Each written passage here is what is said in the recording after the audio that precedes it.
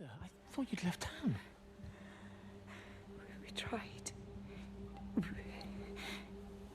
We did try. But they've closed all the roads and you can't get through. And then Georgie and Ben said they had headaches. And then they started bleeding. And it was horrible. They were so scared. The Brighton-based developer, The Chinese Room, walked away from this year's BAFTAs with 3 awards for game innovation, performer prizes and music. Everybody's gone to the Rapture!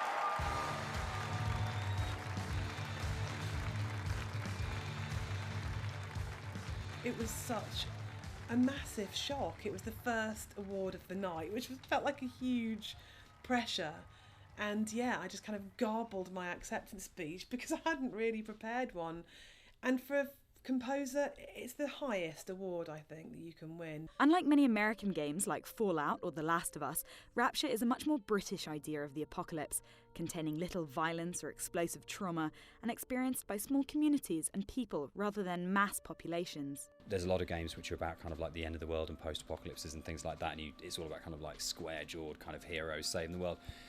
And we were really interested in doing something that was ordinary people responding to an extraordinary sort of situation. So there was as much inspiration from kind of soap opera as there was from science fiction, and it just felt like a really interesting thing that no one else had done. The more we looked at it, the more it kind of narrowed down. I think at some point I just sort of sat there and went, no, this happens in Shropshire. And it felt right that it happened in Shropshire, and it wasn't like a big calculated spreadsheet. It just felt that that's where the story had to be told. And we knew we wanted to really create this kind of vision of that real kind of bucolic England that's kind of very sort of Vaughan Williams and almost Last the Summer Wine and the Archers, and have that real kind of an England that is often, doesn't maybe not really exist, but it's the England that we all kind of think of.